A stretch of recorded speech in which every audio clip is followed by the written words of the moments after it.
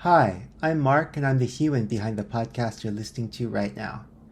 I'm really looking to learn more about what our listeners like and don't like about our shows. So if you're listening and you have opinions about these podcasts, I would love the chance to chat with you personally. There's a link in the show notes with how to get in touch, or you could email me at hello@lanternpodcast.com. Thanks. Now back to the episode. 9 players out, 4 million euros in, and FIFA setting up in Miami's backyard. Yeah, the World Cup summer is already messing with Inter Miami's roster math before a ball's kicked. This is Inter Miami Daily. I'm Cassidy, Ivan's here, and today we've got 3 things to juggle. The official 9-player call-up list, the Cremaschi to Parma deal with a real price tag now, and what it means that Miami's training facility is becoming a FIFA World Cup site. And the hamstring watch is finally off the board. Messi's reportedly on track for Argentina's opener against Algeria. So now we can stop asking if he travels and start asking what a full group stage costs Miami in July minutes. The roster accounting is where I want to start, because 9 confirmed absences plus a 4 million euro sale in the same week is not a side note. That's the story.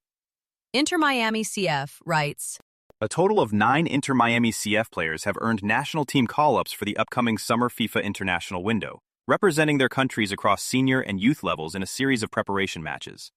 The selected players will feature in several friendlies around the globe leading up to the 2026 FIFA World Cup, the 2026 CONCACAF U20 Championship, and the Central American and Caribbean Games. Picking up Monday's call-up beat, Inter Miami's own release puts a hard number on it. 9 players out for the FIFA window. That's not a vibe, that's the count. Messi and DePaul to Argentina, Dane St. Clair to Canada. And St. Clair is the one I don't want lost in the Argentina chatter because that's Miami's starting keeper gone for the group stage. 9. And those tournaments stretch across Senior World Cup prep, the CONCACAF U20 Championship, and the Central American and Caribbean Games. So it's not one pipeline draining the roster. It's 3 at once. I've been trying to run the math on how thin that leaves Hoyos, and now we finally have the real number. Argentina gets Honduras on June 6th at Kyle Field, then Iceland on June 9th in Auburn. And the weird little detail here is Honduras called up David Ruiz, so Inter Miami players are literally on both sides of that match, which is either fun trivia or a mild injury watch item, depending on how nasty it gets. I'm filing that under please let it be a low-contact friendly. But seriously, 9 call-ups, and Hoyos is trying to manage a squad while a World Cup training camp is being staged on the same grounds. Somebody explain that one to me without smiling. Here's World Soccer Talk. According to TYC sports journalist and Argentina insider Gaston Edul, Messi is fully expected to be fit for the World Cup debut against Algeria. That puts him in line to feature in all 3 group stage matches, against Algeria on June 16th, Austria on the 22nd, and Jordan on the 27th, though squad rotation in the final group game will depend on how the standings look by that. World Soccer Talk is saying Messi is expected to be fit for Argentina's opener against Algeria on June 16th. That's the closest thing we've had to a clearance timeline all week, and it lands very differently than Scaloni's not-so-bad quote we were parsing on Monday. I'll take it. But Argentina's already in Kansas City for camp, so the clock on his return to Miami doesn't start June 16th. It starts when Argentina exits, or when he plays enough that Martino has to go back to managing minutes again. Right, and with 9 players officially out on international duty, per Inter Miami's release today, the hamstring question was always the loudest one. But it was never the only one. St. Clair's on that list, so is DePaul. Messi's likely return for the Algeria opener is good news. It doesn't make the gap Miami is carrying right now any smaller. From Yahoo Sports. Parma are reportedly set to activate their €4 million option to buy USMNT talent Benja Cremaschi outright from Inter Miami. The creative midfielder turned 21 in March and arrived in Serie A last summer on loan with an option to make it permanent. At the time, it was suggested that clause was worth €4.5 million, but now transfer pundit Fabrizio Romano maintains the cost of the operation will be closer to €4 million. Parma are moving on the purchase option for Benja Cremaschi. Fabrizio Romano has it at €4 million, a little below the €4.5 million that was floated when the loan was arranged. 21 years old, 9 Parma appearances, and a meniscus injury that swallowed most of the season, and they're still pulling the trigger. So here's the thing I want to know. If 4 million euros comes back to Inter Miami, what does that actually unlock? Under MLS roster rules, a European transfer fee at that size doesn't just sit in a general account. That's the TAM and GAM conversion question, and it matters for whether this is a one-off or a model. The timing makes that even sharper. You've got 9 players out on international duty, a FIFA World Cup training camp landing at Miami's facilities, and now a confirmed €4 million exit on a 21-year-old they developed. That looks less like coincidence and more like a pipeline running alongside the superstar project. Parma coach Cuesta is betting on year 2 being healthier after the meniscus took most of this season.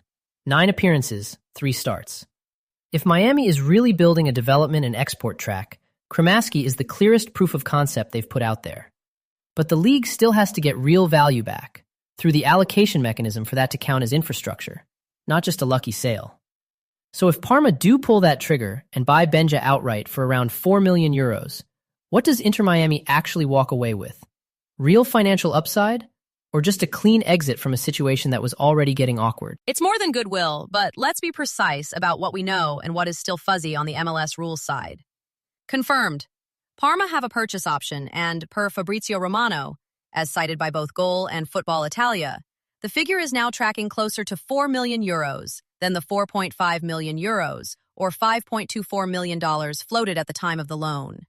On the MLS mechanics, international transfer fees flow through the league, and a straight sale of a homegrown typically generates targeted allocation money that clubs can use to buy down designated player salaries or sign new players. So it's cap-useful cash, not money that just disappears upward. What makes Cremaschi's case notable is the production baseline he was sold from. Per the club's own announcement and ESPN's reporting, he became the first Inter Miami Academy product to hit 100 appearances, finishing with 107 games, 8 goals, and 9 assists. That's real market credibility behind the fee. He was also under contract through 2027 with an option year, so Miami wasn't selling from a position of weakness. Parma are paying for controlled, proven MLS minutes on a 21-year-old USMNT prospect. The honest caveat is that €4 million is modest globally, but for a homegrown developed at zero transfer cost, any clean sale is basically pure margin. Given that Cremaschi publicly aired frustrations about his role in Miami before the loan, does this sale reflect the club cashing in strategically, or just cleaning up a situation that was already heading sideways? Probably a bit of both, but the outcome looks cleaner than the process. Goal noted that Cremaschi went public about his frustrations before the loan, so Miami did have reason to move him. But doing it as a loan with an option instead of a straight sale let them bank a season of Serie A development on his record before the fee got triggered, which probably firmed up his value. For supporters, the bigger thing to watch is this. Cremaschi is now the proof of concept for a homegrown pipeline with real European exit value, and how Miami reinvests that TAM, whether it's a new signing or cap relief on the designated player stack, will tell you a lot about whether this is a real development and export model or just a one-off. Here's Inter Miami CF. Inter Miami CF and Heron Sports and Entertainment announced today that its state-of-the-art facilities will help prepare some of the world's best national teams as they compete in the FIFA World Cup 2026, as the club's homes will serve as official training sites for teams playing matches in Miami during this summer's global tournament. Official announcement out of Heron Sports today.